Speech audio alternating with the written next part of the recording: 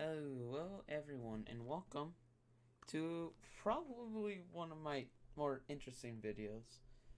Um, yeah, so this is probably going to be very new, but I've recently watched Clannad, both of them, Clannad, just Clannad and Clannad Afterlife, and I wanted to talk about it, the timelines and all that kind of jazz, and how they intermingle and why I think that. So, yeah. So, yeah, real quick, humongous spoilers. Humongous spoilers.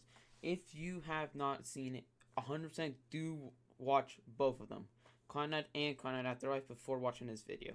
I will warn you right now. I'll give you 10 seconds to go watch it, or pause this video, or whatever.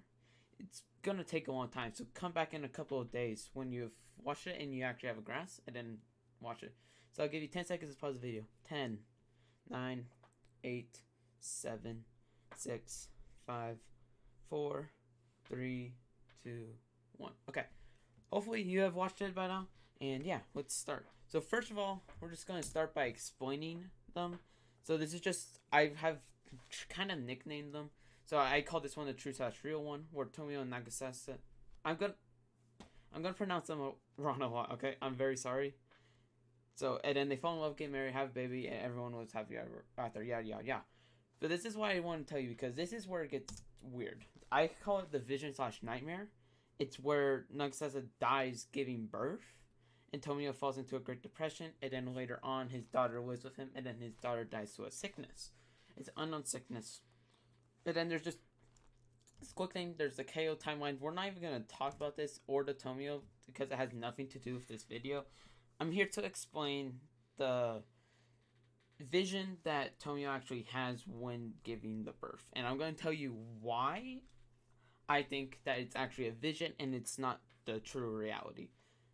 So there's three reasons why that I think, and I'm sure there are plenty other reasons. There might be even reasons that suggest that it actually is the real timeline. Who knows? Please let me know like what your reason is, because this is completely open ended. It's not really closed, so I just want to explain like why I think it is. So pretty much just a full recap is just follow the true storyline. So pretty much just follow Clannad until the last episode, because we're not talking about that, like I said before. And then until the childbirth, and then that's when that vision area kind of happens. And then you kind of start that, and then it kind of just like cuts back to the real timeline. And he thinks that's how life is, like actually happened, but it didn't. They always have ever after. And like I said, the KO and Tomio completely separate things. We're not even gonna worry about that. And then why I think that it's actually a vision and it's not just what actually happened. And that side thing is like a completely different timeline that we start to follow at the end of Clannad Afterlife. Because later in the show, after all this stuff, he says that he remembers it as a memory. It kind of sounds weird, but that's what he says, pretty much. And that wouldn't happen if he didn't physically see it. And like I said, of course, this could be an argument of why it actually, like, why that timeline, like the nightmare timeline, as I like to call it, is actually, like, real life. Like, that's exactly what happens. But he remembers it as a vision. And you remember a dream because you don't actually are doing the dream, but you see the dream. That's why I think it's like a vision. And the spirit orbs after the end, when Naxa, like the real ending, when she gives birth and she's all good, she told him to look outside. Now, if you look at the anime very closely, you see that the curtains, you can't see through it. So Tomio actually has to open the curtains, but from where Nagasasa is, then she's on the ground, laying there, and she would actually see Tomio. Now, keep in mind, it was snowing earlier. But since we're seeing it through the eyes of Tomio, we see spirit orbs. And she wouldn't see that because of this. And she just knows the snow, so it kind of works out. But Tomio sees spirit orbs. Right, that's what I think it is. It's like a spirit orb, but not really at the same time. It's really confusing. Now, my final piece of evidence is in episode 16, when they had their like whole regroup, and then that's kind of like when it kicks off the whole confusing part. Komatoma talks about her parents' work. She went to America to continue her parents' work.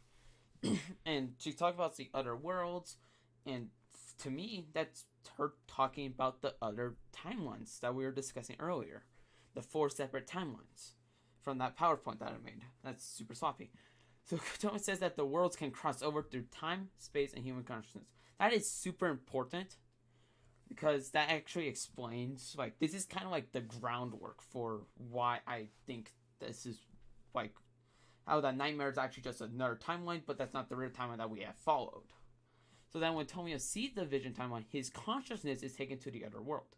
And since we know that time, space, and human consciousness are together and they can cross over in between timelines and worlds, we know that time moves way faster there because in actuality it only moves 5 seconds.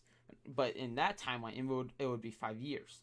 So each 5 seconds in that timeline is 5 years in that timeline. It's really confusing.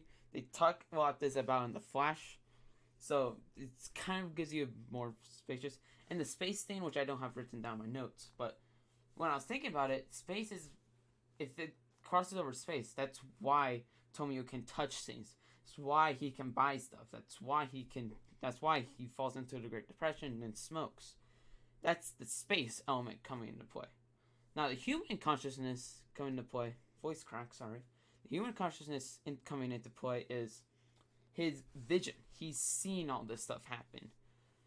He is feeling all this stuff. He's getting emotional about this stuff. That's his human consciousness. But in the real world, his body is still there, but he loses consciousness for about 5 seconds. Now, of course, we don't see that in the anime, because then it would just kind of be weird to him falling down and then getting back up. But we can assume that. But, and then the other one are probably just assuming that he just fell over, like, crying in joy. They probably just assumed that because he just had his baby daughter born. Because it's only for 5 seconds, we can absolutely assume that. Of course, if there's evidence otherwise, then of course bring it forth. Leave it in the comment section. I want to hear your guys' opinions on this. And then the spirit orbs, I actually think that only Tomio can see that. It's his body realizing his consciousness is coming back to him. And it's his feeling that this is what's actually happening. Is this, like, little section. This is what's happening right now. Is the real life timeline where everything falls into place. It's not the nightmare. That's completely separate. That's a different Tomio. Is it real? Yes. Is it the timeline that we follow? No. The anime does not follow that timeline. Or I believe that the anime that we see is following the timeline where everything goes completely fine. But in that little section that starts on episode 16, by the way, is him experiencing what could have happened. What could have happened to him is in that separate timeline that he avoided. We don't know how he avoided it, but he avoided it in some way. And yeah, that's all I have. Of course, I'll 100% be hunting for more evidence. I absolutely love this show. So yeah, if I find more evidence, I will probably do another video on this. It's just going to be a little short video. And yeah, thank you all so much for hearing me out. I've been jotting this down for a long time, like just writing notes about it, and it's just like, I need a platform to get this off my chest. I might get, kind of sounds weird, but it's just been on my mind, and I just need something. I just need to talk about it, pretty much. So yeah, again, thank you so much for listening. If you haven't already, hit that subscribe button. It's free, and it doesn't bother me if you don't. It's all good. I just do YouTube for fun. I'm not here for the money. Heck, I don't even do money through Twitch. By the way, you can go check me on Twitch, Sadu Gabe, again. So yeah, thank you again so much for coming out, and I hope you all have a good day. Peace.